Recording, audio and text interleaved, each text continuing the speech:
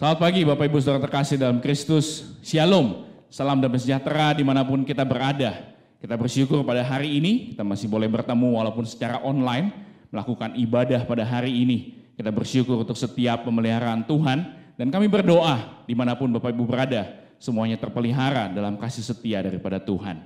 Hari ini kita akan mulai ibadah kita dan ada perjamuan kudus. Mari siapkan hati dan tempat dimanapun Anda berada untuk mengikuti seluruh rangkaian ibadah pada hari ini dengan sebaik-baiknya. Kita percaya ada hadirat Tuhan, ada berkat Tuhan yang akan kita terima pada hari ini. Mari kita mengambil waktu untuk bersaat teduh sejenak sebelum kita mulai ibadah kita pagi hari ini.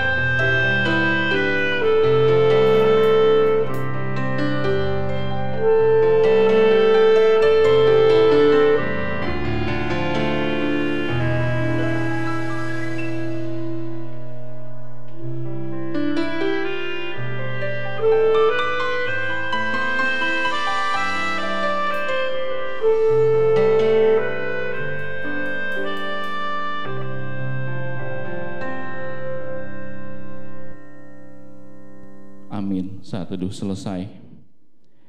Firman Tuhan di dalam Mazmur 105 ayat 4-5 berkata demikian. Carilah Tuhan dan kekuatannya, carilah wajahnya selalu, ingatlah perbuatan-perbuatan ajaib yang dilakukannya, mujizat-mujizatnya dan penghukuman-penghukuman yang diucapkannya. Bahkan dalam terjemahan bahasa Indonesia sehari-hari sangat bagus sekali penafsiran daripada ayat ini sebagai berikut. Mintalah kekuatan daripadanya, sembahlah dia senantiasa. Hai keturunan Abraham, hambanya dan keturunan Yakub, orang pilihannya. Ingatlah semua keajaiban yang dilakukannya. Jangan melupakan keputusannya. Pada masa-masa seperti sekarang ini, sangat perlu dan penting sekali bagi kita untuk selalu ingat akan nama Yesus. Bukan hanya ingat tentang tantangan yang kita hadapin, ingat akan krisis yang mungkin sudah menanti di depan kita. Tapi terlebih penting kita ingat akan nama Yesus. Nama yang selalu memberikan kita penghiburan. Nama yang selalu memberikan kita pengharapan. Karena kasih setianya buat setiap kita tidak pernah berubah dulu, sekarang, dan selamanya. Kita akan awali ibadah kita pagi hari ini dengan naikkan satu pujian. Indahlah namanya.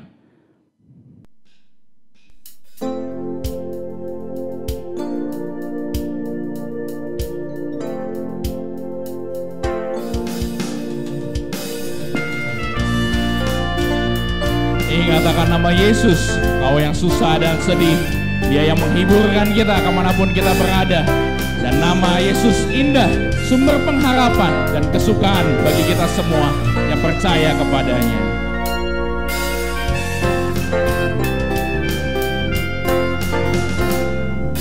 Ingat akan nama Yesus, kau yang susah dan sedih, menghiburkanmu kemanapun kau pergi. Indahlah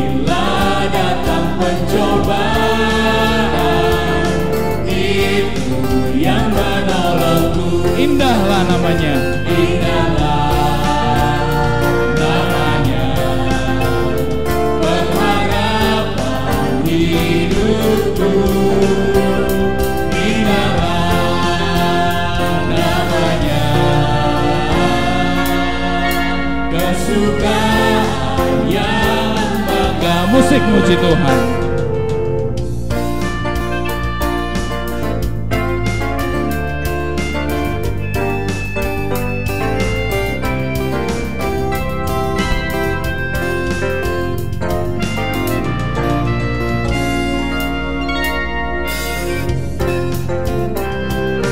Saya akan bait yang ketiga.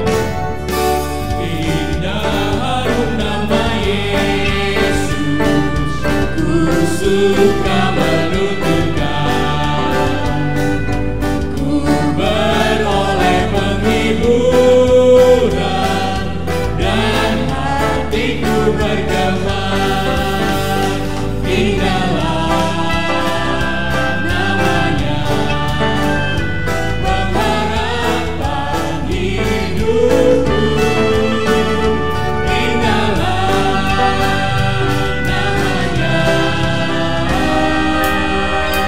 Kesukaan yang benar, indahlah namanya, pengharapan hidupku. Indahlah namanya, kesukaan yang benar.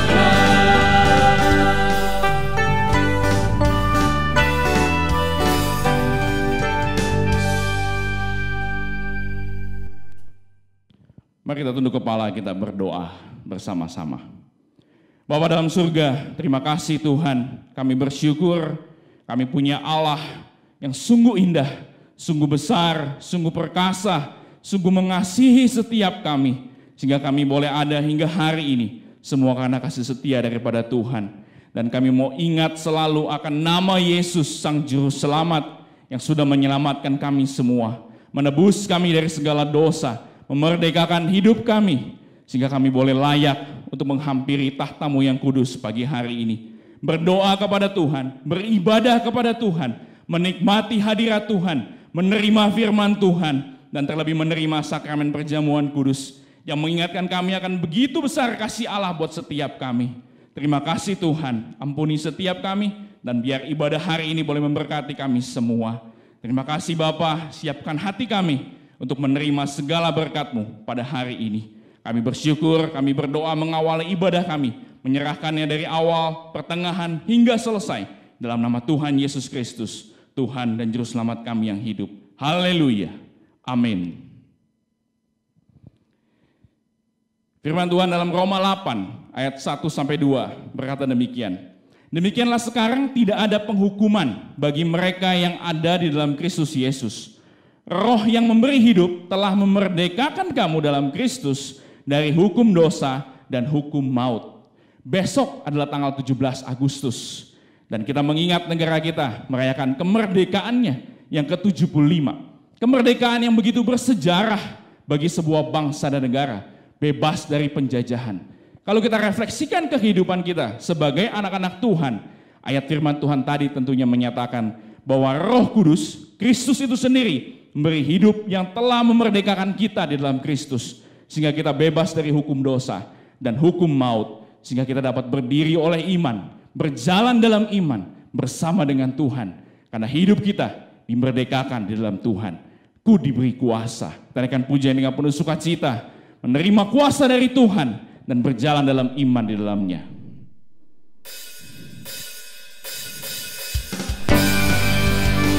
Sungguh besar Dia Tuhan. Dia perisai hidup kita, dan Dia memberi kita kemenangan. Kita bersorak karena Dia Raja segala raja. Kuasa Raja mulia, menaklukkan musuh di bawah kakiku. Pakai kuasa Raja mulia, bila Allah ada bersamaku, siapa jadi lawanku? Sungguh besar Kau Tuhanku, Engkau perisai hidupku. Ku berdiri dengan iman dalam Yesus Tuhan.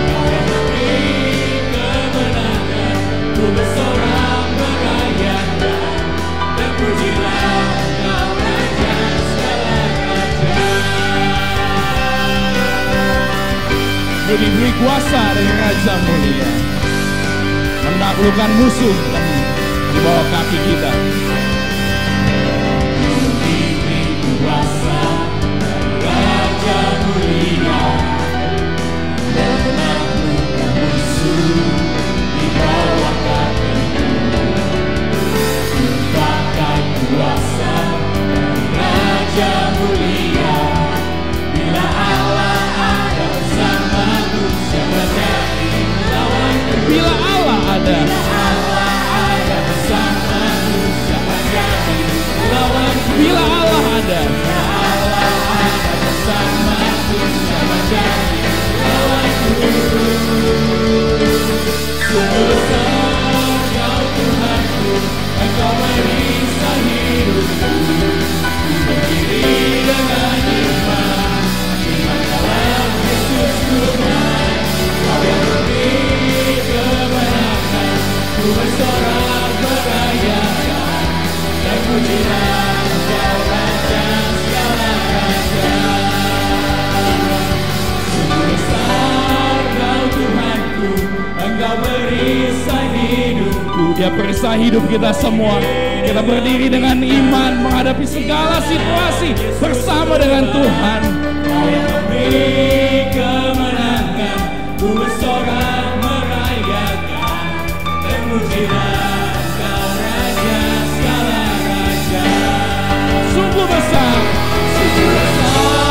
Kau Tuhanku, Engkau perisai hidupku. Ku berdiri dengan iman dalam Yesus Tuhan. Kau yang memberi kemenangan, ku bersorak merayakan dan pujilah Engkau Raja segala raja. Dan pujilah Engkau Raja segala raja. Dan pujilah Engkau Raja segala raja.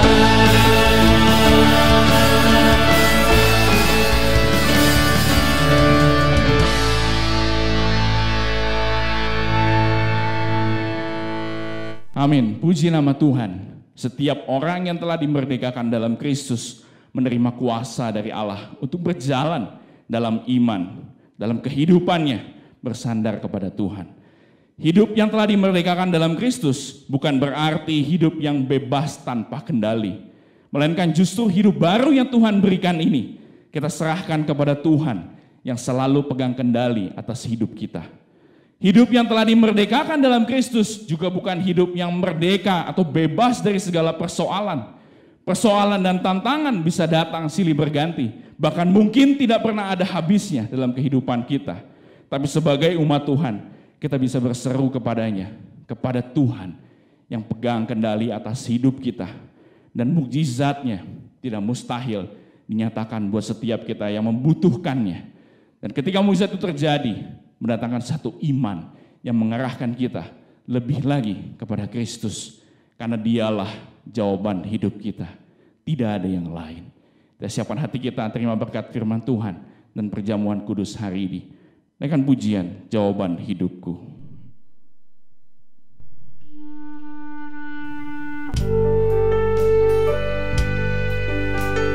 Meskipun tidak kita mengerti apa yang kita alami, tapi kita yakin Tuhan punya rencana terbaik. Dan kita mengimani pertolongan kita datang dari Tuhan. Dan pertolongan itu tidak pernah terlambat, selalu datang tepat pada waktunya. Terima kasih Tuhan.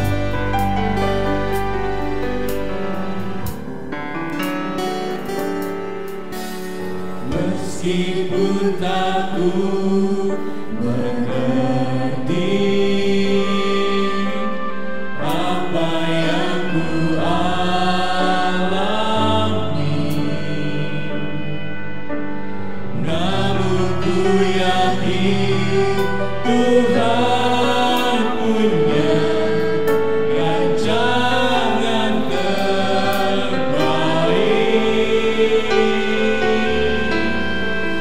Pertolonganku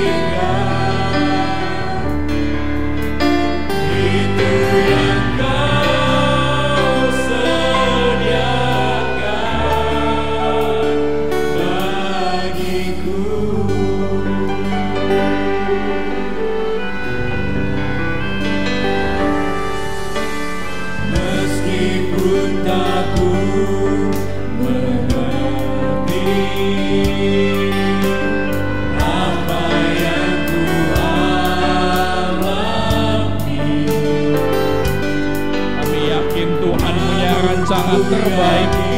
Situasi apapun yang melanda kehidupan kami hari-hari ini Tuhan, kami berserah kepadamu, menanti mukjizat darimu, pertolongan dari Tuhan.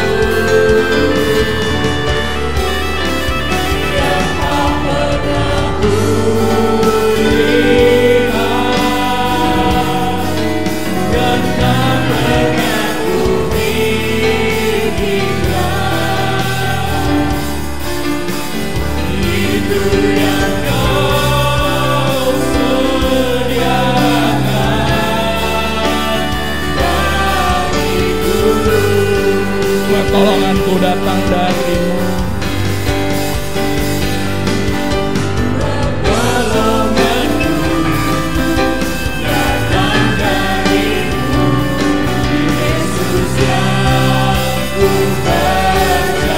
Nyatakan dengan imanmu, pertolongan kami datang dari Tuhan, pencipta langit dan bumi. Datang dari Yesus yang kami percaya.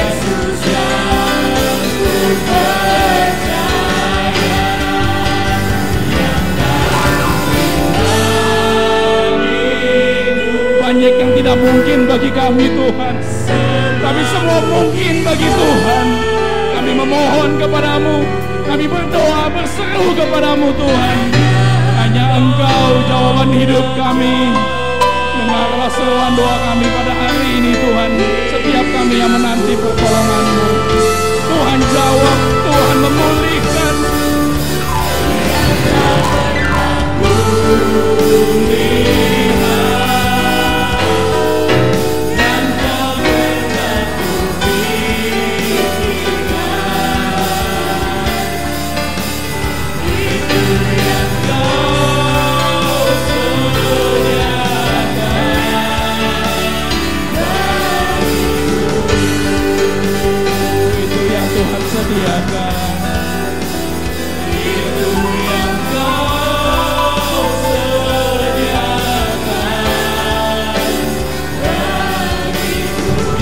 Baik Tuhan sediakan bagi umat-Mu. Terima kasih. Itu yang Kau sediakan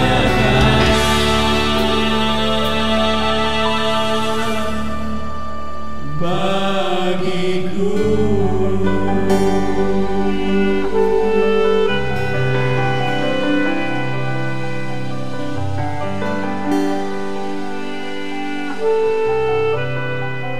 Haleluya. Haleluya. Kami tahu bahwa di dunia ini tidak ada satu jawaban pun bisa diberikan kepada kami ya Allah. Dunia bahkan tidak bisa memberikan kepastian hidup bagi setiap umat manusia. Dunia tidak bisa memberikan suatu keyakinan bahwa masa depan ada di dunia ini. Tidak ada satu pun yang meyakinkan sehingga kami boleh berharap pada dunia ini. Tapi satu-satunya yang kami baca, satu-satunya yang dinyatakan oleh Alkitab, oleh firman Tuhan, bahwa Yesuslah harapan kami. Dia satu-satunya yang pasti di atas segala ketidakpastian itu. Sehingga kami boleh berharap pada Dia, berpegang pada Dia. Bab segala sesuatu, Dialah jawabannya. Dan Dia telah memberikan janji-janji kepada kami. Apa yang tidak pernah dilihat oleh mata, apa yang tidak pernah dipikirkan dalam hati, Tuhan telah sediakan bagi mereka yang percaya. Kami ingin menjadi bagian dari umat yang percaya kepadamu ya Tuhan. Hingga kami tidak lagi diombang-ambingkan di dunia ini. Sebab kami punya sau yang kuat. Kami punya tujuan yang pasti. Kami punya Kristus yang adalah titik tuju daripada iman kami. Terima kasih Tuhan, berbicaralah kepada kami, firman-Mu boleh Kau ketengahkan melalui kuasa Roh Kudus-Mu, hingga kami semua mendapat berkat. Terima kasih. Dalam nama Yesus, kami menyerahkan pemberitaan firman Tuhan. Amin. Amin. Baik jemaat Tuhan, mari kita membaca bagian dari firman Tuhan yang sudah beberapa kali kita baca. Dan hari ini akan menjadi seri yang terakhir. Kita baca dari Kisah Rasul pasal 3 ayat 1 sampai 7, nanti ayat 12 sampai ayat 26. Dan ini semua ayat kita akan selesaikan hari ini. Demikian firman Tuhan. Pada suatu hari menjelang waktu sembahyang, yaitu pukul 3 petang, naiklah Petrus dan Yohanes ke bait Allah. Di situ ada seorang laki-laki yang lumpuh sejak lahirnya sehingga ia diusung. Tiap-tiap hari orang itu diletakkan dekat pintu gerbang bait Allah yang bernama Gerbang Indah untuk meminta sedekah kepada orang yang masuk ke dalam bait Allah.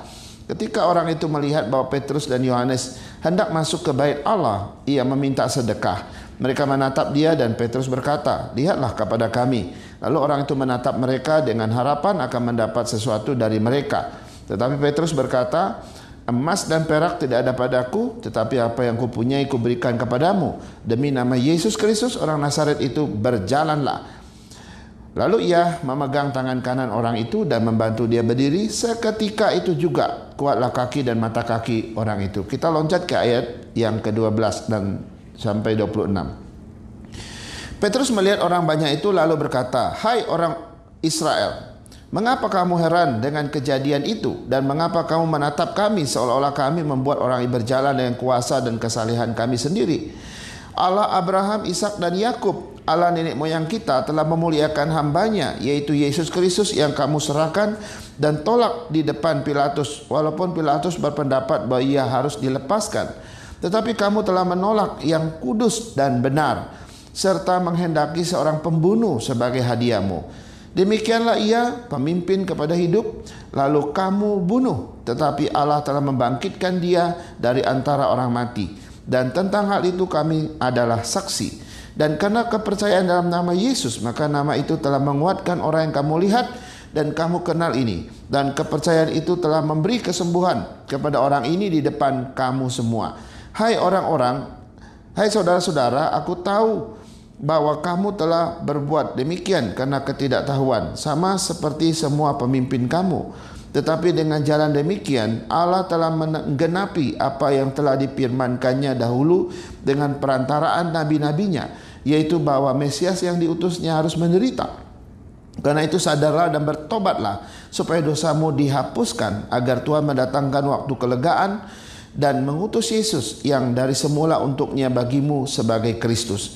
Kristus itu harus tinggal di surga sampai waktu pemulihan segala sesuatu, seperti yang difirmankan Allah dengan perantaraan nabi-nabinya yang kudus di zaman dahulu. Bukankah telah dikatakan Musa, Tuhan Allah akan membangkitkan bagimu seorang nabi dari antara saudara-saudaramu, sama seperti aku. Dengarkanlah dia dalam segala sesuatu yang akan dikatakannya kepadamu. Dan akan terjadi bahwa semua orang yang tidak mendengarkan nabi itu akan dibasmi dari umat kita. Dan semua nabi yang pernah berbicara, mulai dari Samuel dan sesudah dia, telah bernubuat tentang zaman ini. Kamulah yang mewarisi nubuat-nubuat itu dan mendapat bagian dalam perjanjian yang telah diadakan Allah dengan nenek moyang kita, ketika ia berfirman kepada Abraham, oleh keturunanmu semua bangsa di muka bumi akan diberkati. Dan bagi kamulah pertama-tama Allah membangkitkan hambanya dan mengutusnya kepada kamu, supaya ia memberkati kamu dengan memimpin kamu masing-masing kembali dari segala kejahatanmu. Saudara-saudara sekalian, hari ini kita akan melihat tema berseri kita yang terakhir, yaitu bagian yang kelima tentang esensi mujizat. Ya, dari esensi mujizat seri 1, 2, 3, dan 4 kita sudah lihat 6 poin ya, 6 poin. Nah, yang terakhir hari ini itu seri kelima, kita akan tambah poin 7 dan 8, itu sudah selesai. Nah, sekali lagi tujuan dari mempelajari esensi mujizat adalah supaya kita nggak salah memahami esensi apa itu mujizat sebenarnya. Yang kedua, supaya kita bersikap ya dengan benar ketika kita mengalami yang namanya mujizat. Dan yang terakhir, saya berharap dengan memahami semuanya dengan lengkap, maka itu akan memberi kita untuk benar melihat apa tujuan utama mujizat itu terjadi. Nah, mari kita lihat poin-poin ini sebelumnya, sebelum kita lihat poin 7 dan yang ke-8 hari ini. Saya ulangi secara singkat saja. Yang pertama, bahwa mujizat itu selalu menunjuk kepada Kristus. Mujizat tidak pernah menunjuk kepada diri sendiri. Mujizat tidak pernah lebih penting daripada Yesus. Mujizat selalu punya kepentingan untuk menunjuk kepada Kristus bahwa Dia adalah Tuhan. Yang kedua, mujizat itu selalu menunjuk kepada kondisi manusia yang sebenarnya, ya, keadaan manusia yang sebenarnya. Jadi mujizat itu selalu menunjuk kepada kelumpuhan terbesar daripada manusia, yaitu kelumpuhan rohani. Kelumpuhan terbesar kita itu adalah kelumpuhan rohani. Itu jauh lebih mengerikan daripada kelumpuhan secara fisik. Yang kedua, ini juga menunjukkan kebutuhan dasar terbesar kita atau basic need kita yang terbesar, yaitu basic need kita yang terbesar adalah Yesus orang Nazaret itu. Bukan harta, bukan kekayaan, bukan jabatan, bukan pangkat, bukan popularitas, tapi Yesuslah kebutuhan dasar terbesar kita. Yang ketiga, mujizat itu selalu bersifat substitusi atau menggantikan atau pengganti.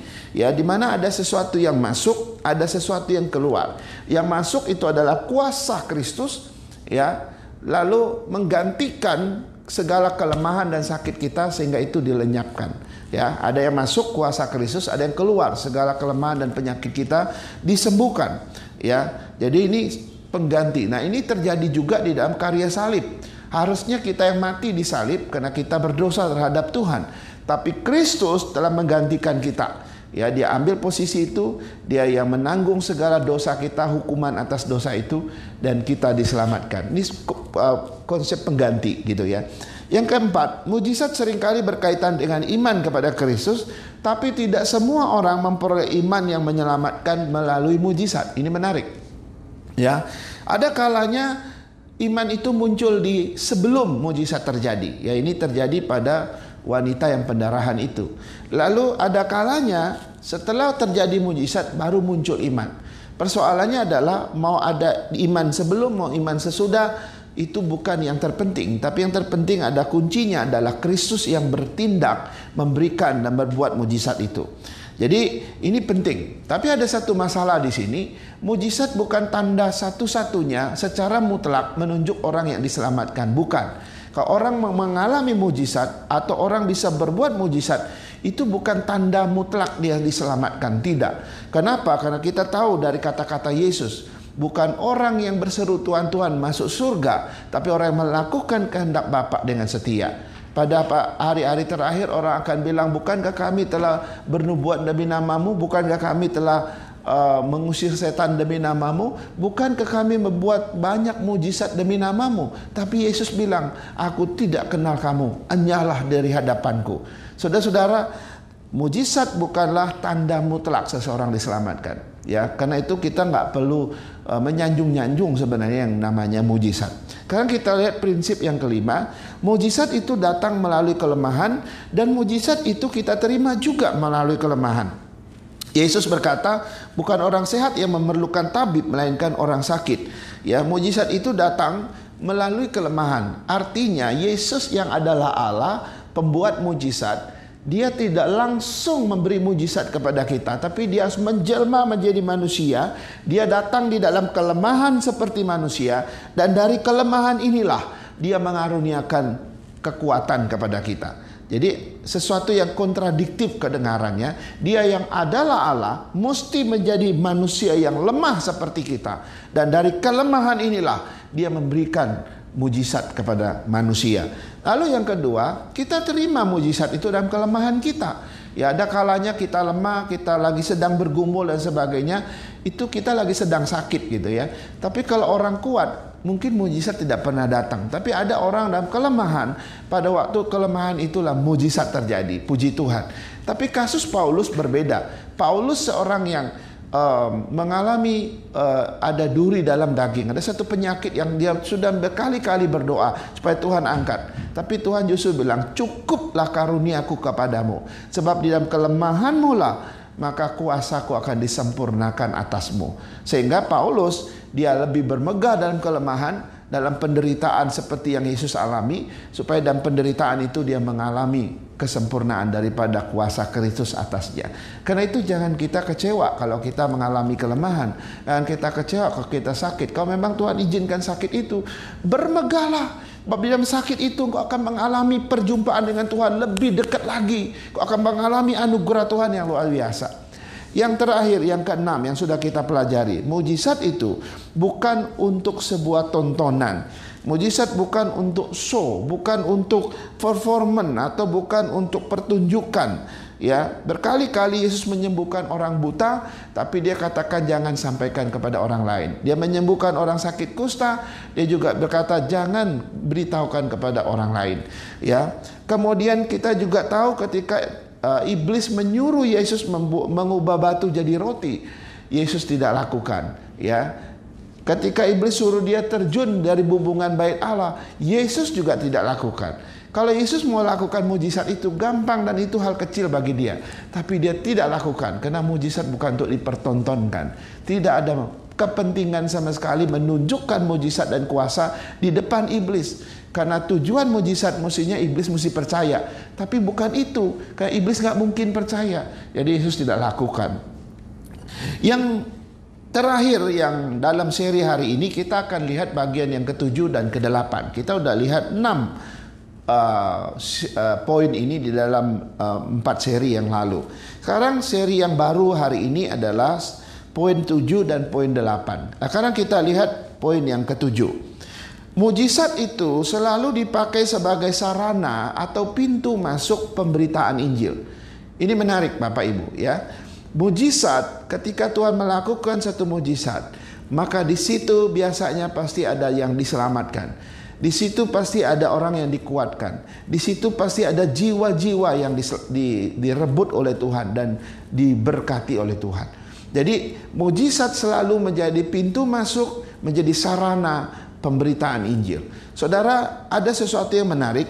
Di dalam Kisah Rasul pasal 3 yang kita kupas dalam 5 seri ini, 26 ayat dalam pasal ini, pasal 3 ini. Sekarang kalau kita memilah-milah 26 ayat ini, kita akan menemukan sesuatu yang signifikan luar biasa. Ya, cara memilah-milahnya begini. Ya, saya akan memberitahu kita. Ini luar biasa penemuan ini.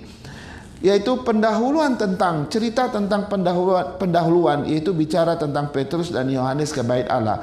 Itu penulis Lukas, penulis daripada Kisah Rasul pasal 3 ini, dia hanya membutuhkan satu ayat untuk menjelaskan kisah Petrus dan Yohanes mau ke bait Allah.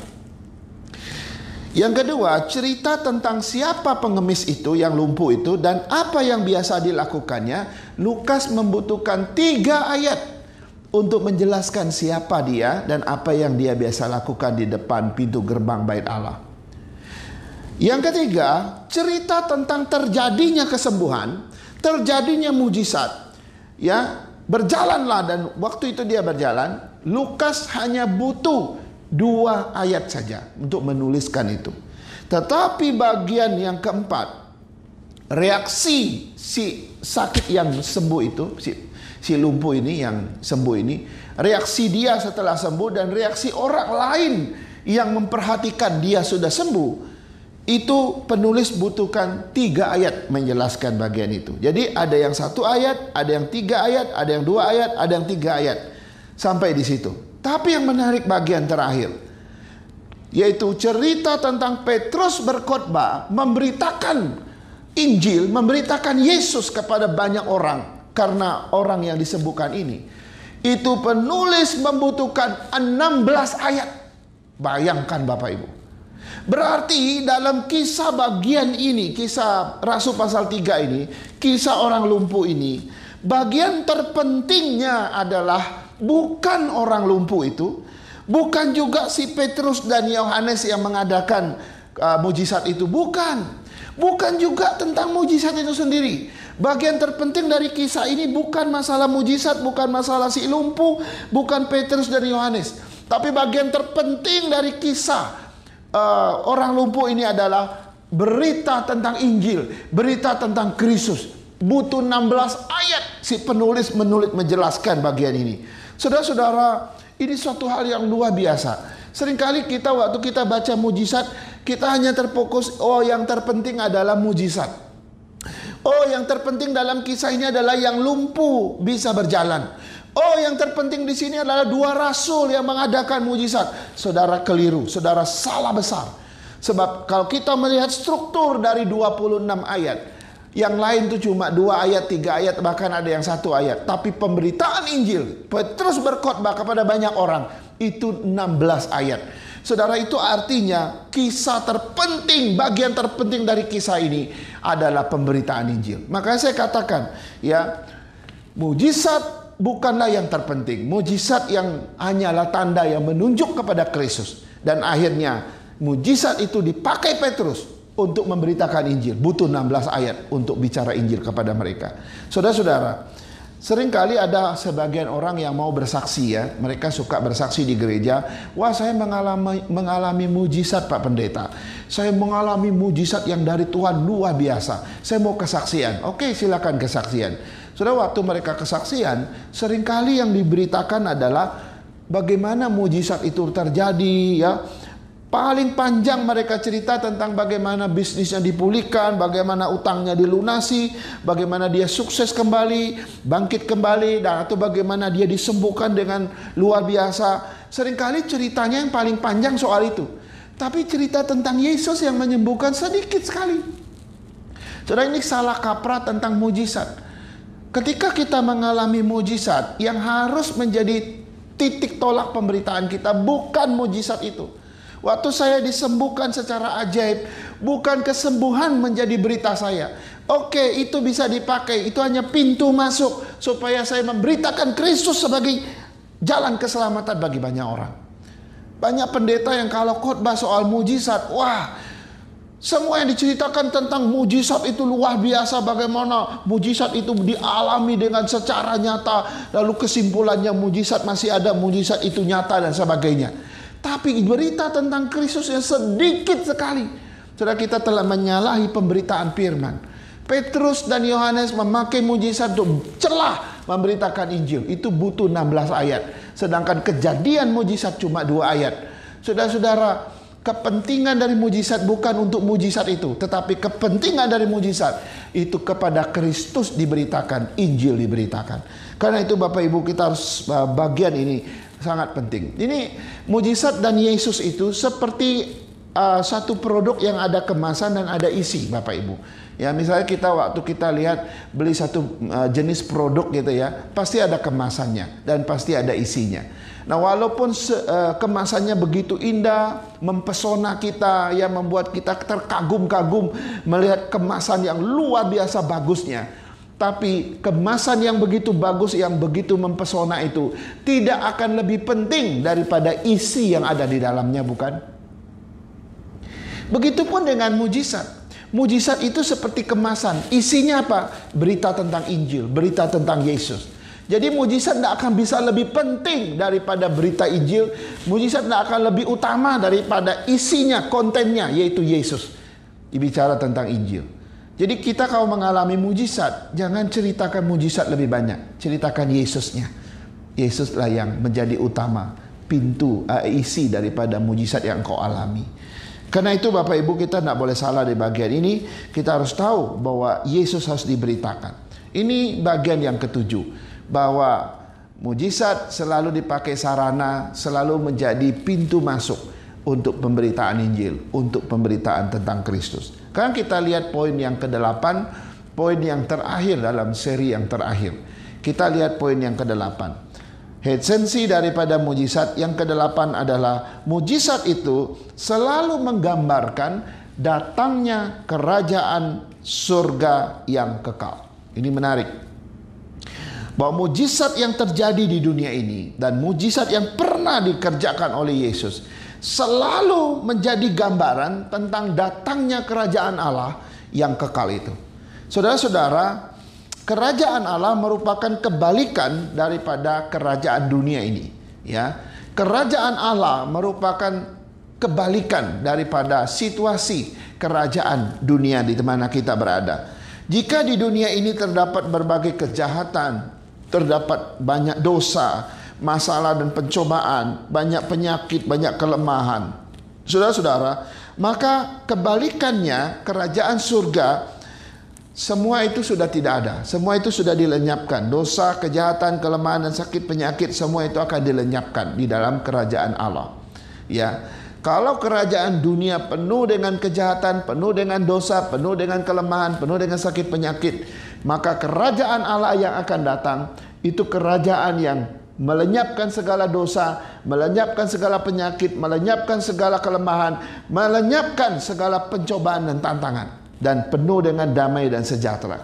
Jadi kedatangan daripada kerajaan Allah itu memberi indikasi kepada dunia ini bahwa terjadinya mujizat itu tanda hadirnya kerajaan Allah di dunia ini melalui Kristus. Nah, saudara-saudara, yang menarik adalah ya, jika ada mujizat, ya bila ada mujizat, maka itu menggambarkan kerajaan dunia itu datang ke dunia ini. Itu mengisyaratkan hadirnya kerajaan Allah di dunia ini. Itu mensimbolkan munculnya kerajaan Allah di tengah-tengah umat manusia. Nah, saudara-saudara, ada dua cara Allah melenyapkan segala kelemahan dan penyakit. Yang pertama, Tuhan kasih kemampuan melalui yang namanya mandat budaya. Mandat budaya itu Tuhan kasih kita anugerah umum kepada manusia, sehingga manusia itu mengerti soal penyakit, soal virus, soal bakteri, soal macam-macam, sehingga dia menciptakan sesuatu yang sifatnya medis, sehingga kita bisa menemukan obat ini, obat ini, obat ini, obat ini. Ya, itu disebut dengan mandat budaya. Tuhan kasih kita hikmat bijaksana, Tuhan kasih kita pengetahuan, Tuhan kasih kita ilmu pengetahuan atau sains untuk mengerti bagaimana mencari kesembuhan atau cari obat untuk mengobati segala penyakit dan segala kelemahan di dunia ini. Tuhan memakai itu, Tuhan memberikan hikmat pada manusia, kepintaran pada manusia, sehingga ada dokter, ada para medis, ada orang-orang yang bisa menemukan macam-macam obat terhadap segala penyakit dan kelemahan. Nah, itu secara yang pertama. Tuhan memberikan hikmat, karunia, anugerah umum, sehingga kita bisa menemukan obat-obat dari semua penyakit. WHO menyebutkan beberapa waktu yang lalu bahwa saat ini ada 5 macam vaksin yang sudah ditemukan dan sedang diuji coba dengan skala besar, yang diharapkan bisa mengatasi COVID-19, ya.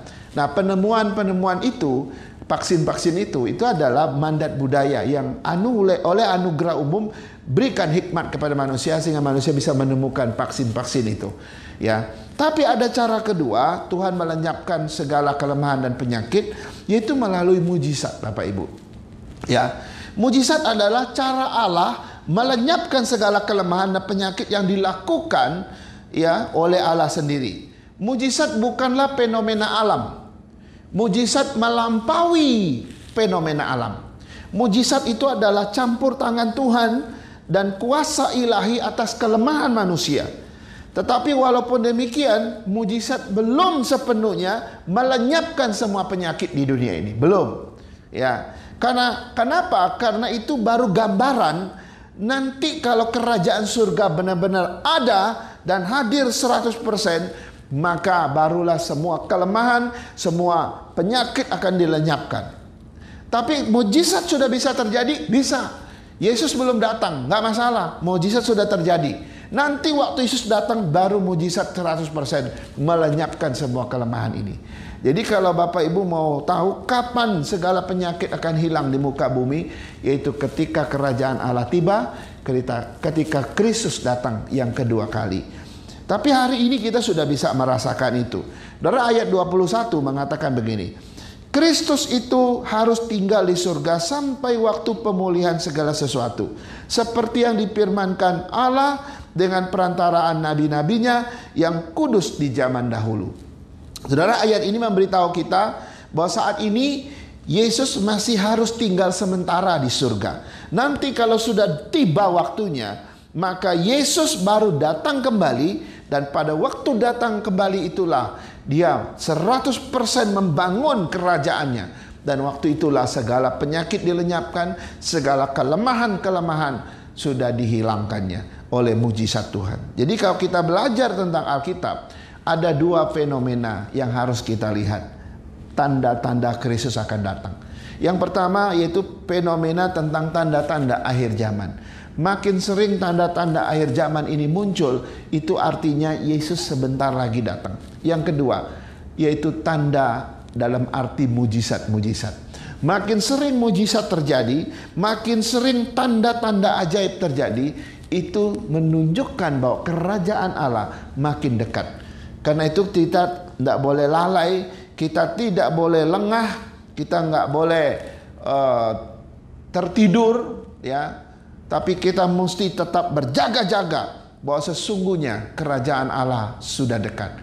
Makin sering intensitas mujizat terjadi, maka itu tanda kerajaan Allah yang kekal datang segera di dunia ini. Karena itu Bapak Ibu, dua hal ini penting, ya. Mujizat selalu menjadi pintu masuk pemberitaan Injil. Mujizat selalu menjadi sarana untuk pemberitaan Injil. Tapi yang kedua, yang terakhir, mujizat juga sebagai tanda hadirnya kerajaan Allah yang kekal di dunia ini. Karena itu kiranya Tuhan memberkati kita. Kita boleh mengalami mujizat setiap hari, dan setiap kali kita mengalami mujizat Tuhan, saya percaya Tuhan makin menyatakan bahwa dia sebentar lagi datang. Dan setiap kali kita mengalami mujizat, beritakan Yesus. Setiap kali kita mengalami mujizat, dan beritakan Injil kepada banyak orang. Mari kita berdoa. Tuhan, kami bersyukur dan berterima kasih karena kami akhirnya bisa menyelesaikan tema yang panjang ini tentang esensi mujizat. Kami sudah lihat 8 poin di dalam 5 seri yang sudah kami lewati. Tuhan, kami mau melihat bahwa biarlah mujizat ini diajarkan kepada kami bagaimana kami bersikap, bagaimana kami harus menghadapi sebuah yang namanya mujizat. Nggak, kami tidak salah memahaminya, bahwa mujizat-mujizat dari Tuhan memiliki tanda-tanda yang berbeda dengan apa yang terjadi di dunia, dengan apa yang dikerjakan oleh iblis dan setan. Tuhan berkati kami, dalam kehidupan kami sehari-hari adalah sebuah mujizat. Kalau kami bisa bernapas, kalau kami bisa makan, minum, kalau kami bisa beraktivitas, itu mujizat yang luar biasa. Karena itu Tuhan, biar kami bersyukur dan makin dekat dengan Tuhan, karena mujizat pemeliharaan Tuhan yang tiada henti-hentinya Engkau berikan bagi kami, membawa kami tambah beriman, tambah mengenal siapa Tuhan pemelihara kami. Terima kasih Tuhan, berkati jemaat-Mu dimanapun berada. Tuhan limpahkan terus mujizat Tuhan setiap hari atas mereka, sehingga mereka makin dekat dengan Tuhan, makin mengenal Tuhan, makin percaya, makin beriman kepada Tuhan. Di tengah-tengah COVID-19 ini kami tahu bahwa ada kuasa lain yang mencoba untuk menghancurkan dunia, mencoba untuk menghancurkan hidup manusia, mencoba untuk menghancurkan iman orang percaya. Kami tidak akan takut dan tidak akan pernah undur, sebab kami punya Tuhan yang melampaui segala kelemahan, bahwa Engkau mampu melakukan mujizat atas hidup kami. Ini doa dan syukur kami, menyerahkan firman yang hidup ini di dalam nama Tuhan Yesus, Tuhan Juru Selamat kami yang hidup. Haleluya. Amin. Amin.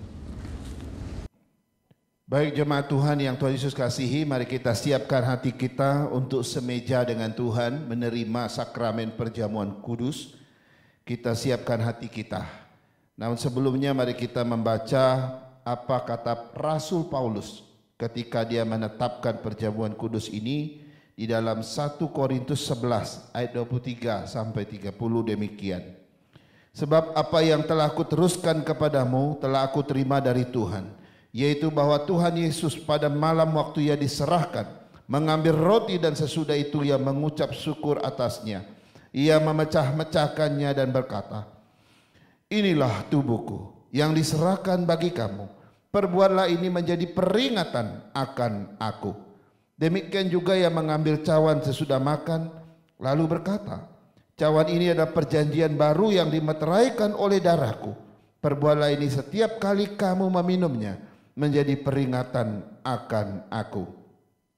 Sebab setiap kali kamu makan roti ini dan minum cawan ini, kamu memberitakan kematian Tuhan sampai ia datang. Jadi barang siapa dengan cara yang tidak layak makan roti dan minum cawan Tuhan, ia berdosa terhadap tubuh dan darah Tuhan. Karena itu hendaklah tiap-tiap orang menguji dirinya sendiri, dan baru sesudah itu ia makan roti dan minum dari cawan itu. Karena barang siapa makan dan minum tanpa mengakui tubuh Tuhan, ia mendatangkan hukuman atas dirinya. Saudara-saudara sekalian, mari kita mengevaluasi diri kita sebelum kita menerima sakramen ini. Sebab ketika kita menerima sakramen ini, mesti ada satu komitmen bahwa saya percaya Tuhan dan kita hanya berpegang kepada Tuhan Yesus sebagai juru selamat. Karena itu ada 3 pertanyaan yang harus kita renungkan. Yang pertama adalah, apakah benar-benar kita sudah bercerai dari dosa, menyesal karena telah berdosa, dan percaya hanya darah Kristus saja yang dapat menyucikan kita dan membebaskan kita dari hukuman dosa? Yang kedua, apakah kita sungguh-sungguh percaya bahwa kita sudah ditebus oleh kematian Tuhan Yesus, bahwa Kristus Yesus tidak bercelah dan dengan kebenarannya kita telah dibenarkan di hadapan Allah Bapa? Yang ketiga, kita harus memeriksa hati kita. Apakah dalam sepanjang hidup ini kita mau terus taat dan setia kepada Tuhan dan berharap akan diperlengkapi oleh Roh Kudus supaya kita dapat berjalan bersama-sama dengan Tuhan sampai akhir? Saudara-saudara sekalian, mari kita tundukkan kepala kita sejenak. Kita renungkan apa yang Tuhan ingin bicara dalam hati kita. Minta Tuhan nyatakan apa yang tersembunyi, sehingga ketika kita makan dan minum dari sakramen ini, kita tidak sedang menyangkal Yesus yang adalah Tuhan mati bagi kita. Mari kita berdoa mempersiapkan hati kita. Sebelumnya kita naikkan satu pujian dari pujian yang berjudul Salib Hina. Kita naikkan pujian ini sampai bait yang kedua.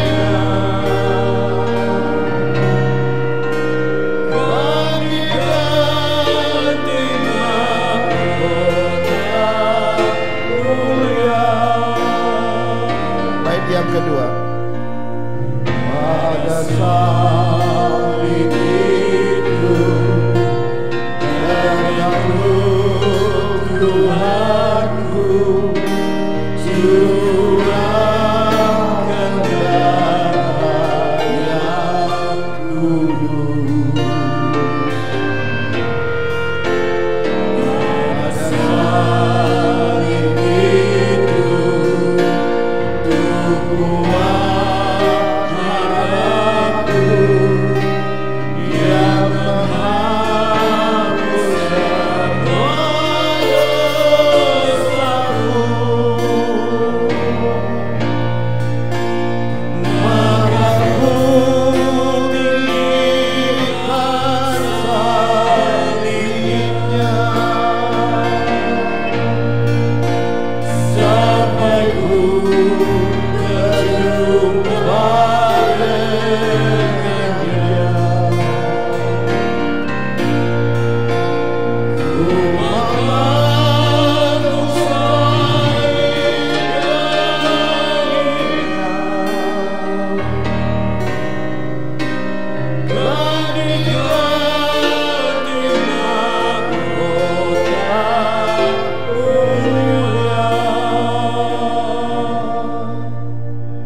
Tuhan, inilah kami di hadapan-Mu. Kami manusia berdosa, kami penuh dengan keterbatasan, bahkan kami melakukan hal-hal yang tidak berkenan di mata-Mu. Setiap hari kami mengecewakan Tuhan, tapi setiap saat juga kami tidak pernah menyenangkan Tuhan. Tuhan, siapakah kami? Kami adalah manusia berdosa yang tidak berharga apa-apa. Tapi oleh kematian Yesus di kayu salib 2000 tahun yang lalu telah membuka belenggu-belenggu dosa kami, telah memberikan jalan baru kepada kami, sehingga kami boleh datang ke hadirat Tuhan, sehingga kami boleh datang dengan penuh kerendahan hati memohon pengampunan-Mu. Dan setiap saat Engkau mengampuni siapapun yang datang kepadamu. Terima kasih untuk pengampunan-Mu. Sucikan semua dosa kami, ampuni semua kesalahan kami, layakkan kami semua Tuhan, agar kami boleh semeja menerima roti dan anggur yang mensimbolkan tubuh dan darah Kristus itu, hingga kami semua boleh menerima dengan sukacita. Berkati kami semua, siapkan hati kami dan semua jemaat-Mu yang di rumah yang sedang menantikan detik-detik persekutuan secara spiritual ini di dalam Tuhan. Terima kasih Tuhan, dalam nama Yesus kami berdoa. Amin. Saya mengundang jemaat Tuhan untuk bangkit berdiri. Kita akan segera menikmati perjamuan kudus ini bersama dengan Tuhan. Mari kita angkat roti di tangan kanan kita dan dengarkan firman Tuhan. Sebab apa yang telah kuteruskan kepadamu telah aku terima dari Tuhan, yaitu bahwa Tuhan Yesus pada malam waktu Ia diserahkan mengambil roti, dan sesudah itu Ia mengucap syukur atasnya. Ia memecah-mecahkannya dan berkata, inilah tubuhku yang diserahkan bagi kamu. Perbuatlah ini menjadi peringatan akan aku. Dalam nama Tuhan Yesus, mari kita makan bersama-sama.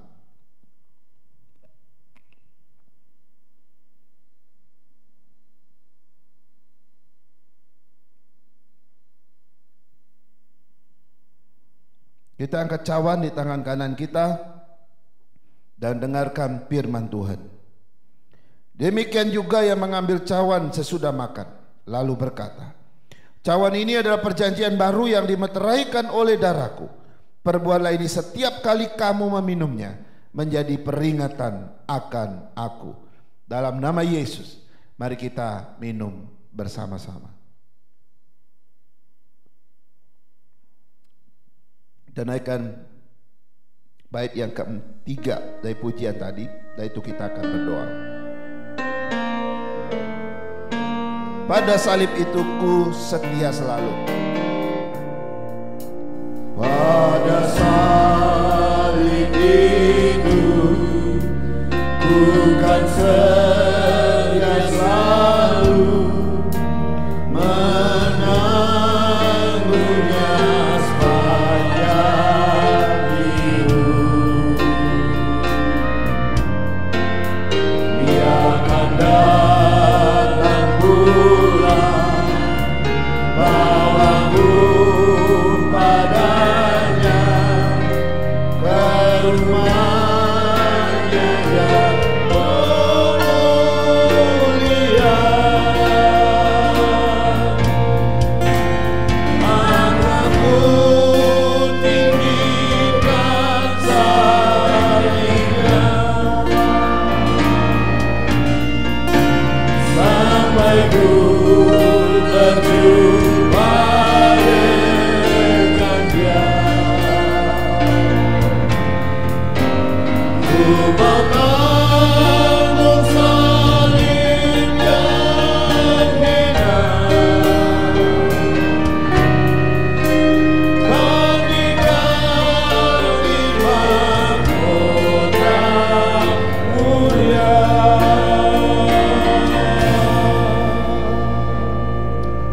Bapa, Engkau memberkati kami.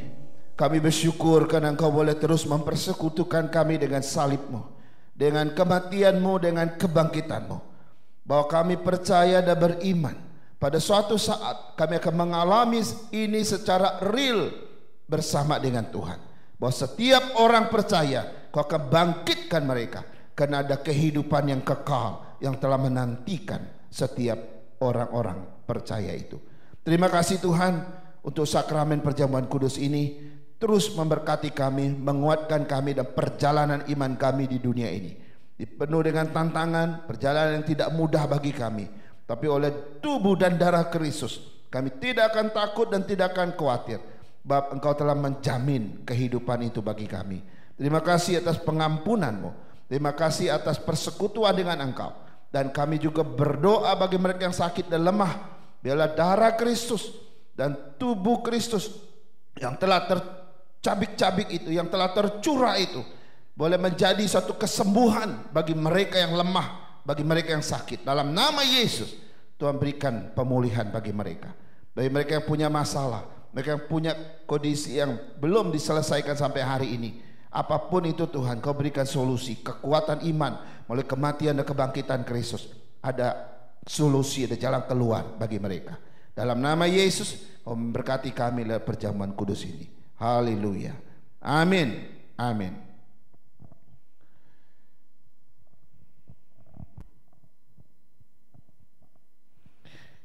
Baik Bapak Ibu, sebelum kita berdoa untuk bangsa dan negara kita, karena besok kita akan merayakan Hari Kemerdekaan Republik Indonesia, negara tercinta kita yang ke-75.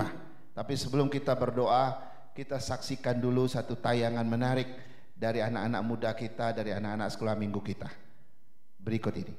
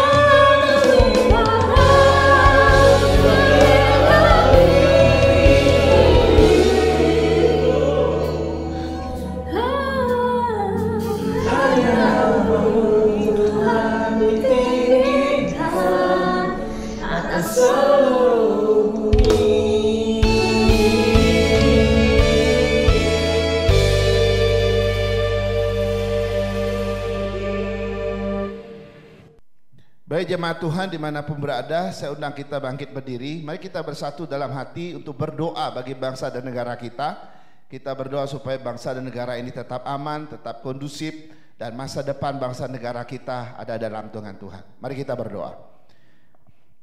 Tuhan Yesus, kami bersyukur karena sampai hari ini kami boleh berada di negeri tercinta, bangsa dan negara kami, Republik Indonesia, yang Tuhan telah karuniakan bagi kami kepada para pemimpin kami yang terdahulu boleh meraih kemerdekaan atas para penjajah, dan oleh kemerdekaan itu telah Engkau memberi kesempatan bagi umat-Mu dan juga bagi rakyat dan masyarakat Indonesia boleh membangun dirinya dari keterpurukan sejak itu. Dan hari ini Tuhan, tidak terasa 75 tahun di dalam berkat besar kemerdekaan yang Tuhan karuniakan bagi bangsa dan negara kami. Tuhan, kami berdoa untuk pemerintah kami, mulai dari presiden sampai masyarakat biasa.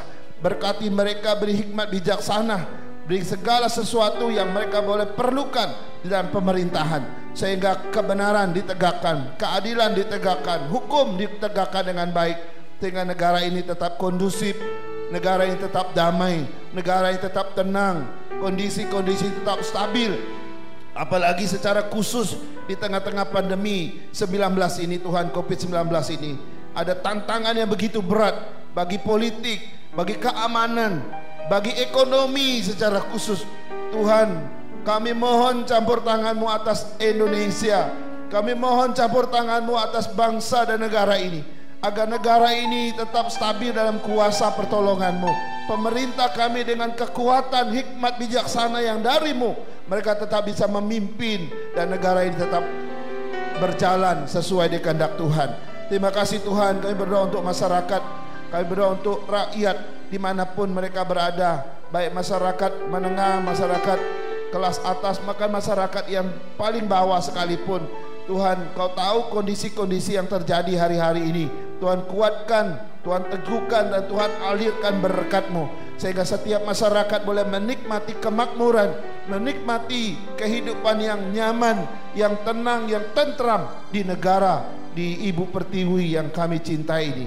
Terima kasih Tuhan, berkati anak-anak kami, berkati masa depan keluarga kami di negara ini, sehingga negara ini menjamin kebebasan baik dalam pendidikan, di dalam bersosial, di dalam bersekutu, bahkan di dalam beribadah dan beragama, sehingga bangsa dan negara ini tetap menjadi tangan Tuhan, alat di tangan Tuhan yang mendukung setiap orang yang memiliki hak kebebasan untuk percaya Tuhan.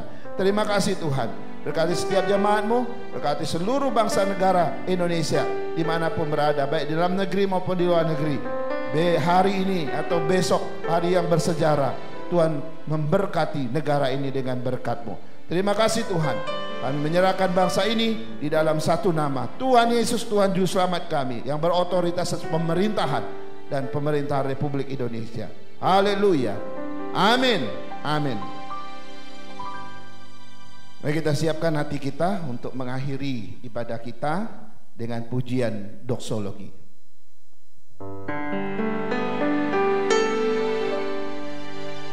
Puji Allah Bapa Putra,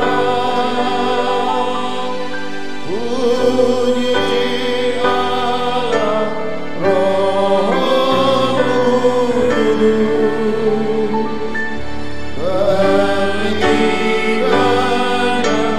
yang esa.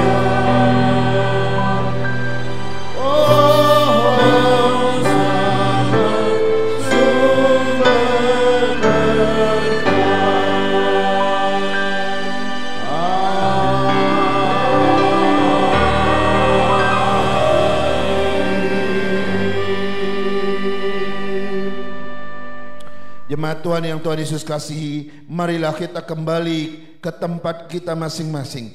Kita kembali sebagai orang yang sudah merdeka secara fisik bangsa dan negara, tapi kita juga pulang sebagai orang-orang yang sudah merdeka dari ikatan dosa, sehingga kita semua menantikan masa depan yang cerah.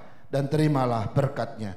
Kiranya kasih dari Allah Bapa kita, anugerah dari Tuhan kita Yesus Kristus, penghiburan dan penyertaan dari Allah Roh Kudus, kiranya memimpin dan menyertai saudara-saudara sekalian hari ini, besok, dan seterusnya sampai hari Maranatha. Tuhan Yesus datang menjemput kita saleh-salehnya. Amin.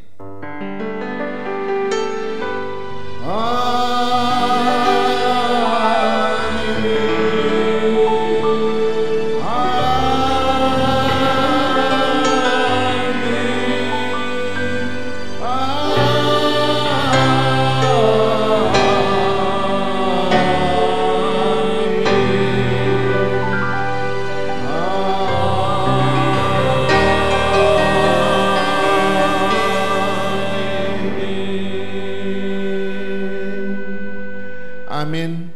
Ibadah kita selesai. Tuhan Yesus memberkati saat teduh dan selamat hari Minggu. Tuhan Yesus memberkati kita. Baik Bapak Ibu, izinkan saya menyampaikan beberapa warta untuk kita. Pertama, kami ucapkan selamat hari Minggu, selamat beribadah kepada kita semua. Terima kasih atas partisipasinya dan kehadirannya. Kami berdoa supaya ibadah kita memberkati Bapak Ibu, menghibur, menguatkan, dan menumbuhkan iman kita di tengah-tengah situasi di masa-masa sulit ini.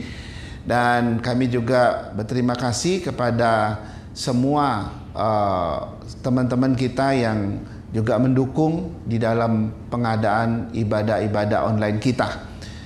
Yang kedua, kami terus ingatkan jadwal-jadwal ibadah kita secara online. Hari Kamis malam itu ada ibadah doa pukul 19.00. Mari kita gerakkan keluarga kita, anak-anak kita, suami istri kita untuk berdoa bersama-sama. Kita cuma 30 menit paling lama biasanya, tapi doa itu akan memiliki dampak yang luar biasa atas kehidupan kita.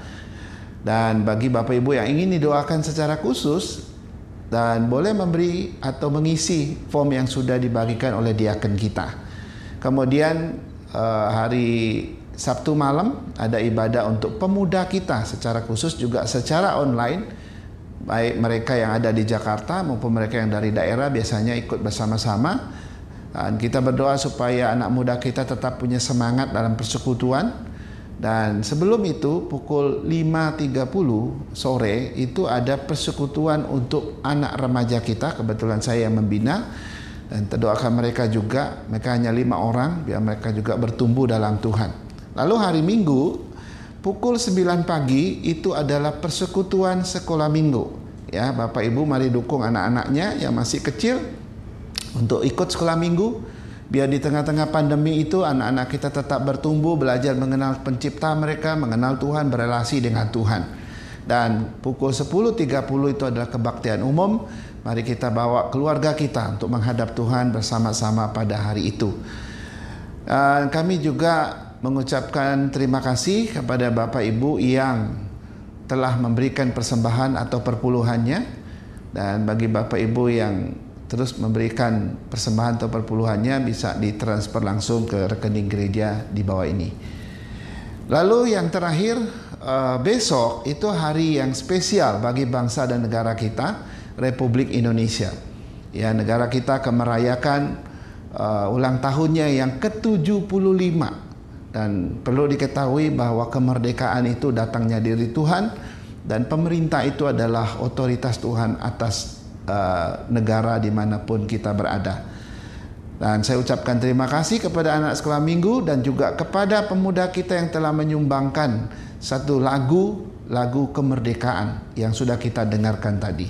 Karena itu mari kita bersyukur dengan negara ini, kita dukung supaya negara ini terus berkembang, maju, dan kita berdoa supaya negara ini dipelihara oleh Tuhan dan semakin berkembang dengan baik di masa yang akan datang. Demikian warta yang saya sampaikan, kiranya Tuhan memberkati kita. Salam merdeka dan sampai ketemu hari Minggu yang akan datang.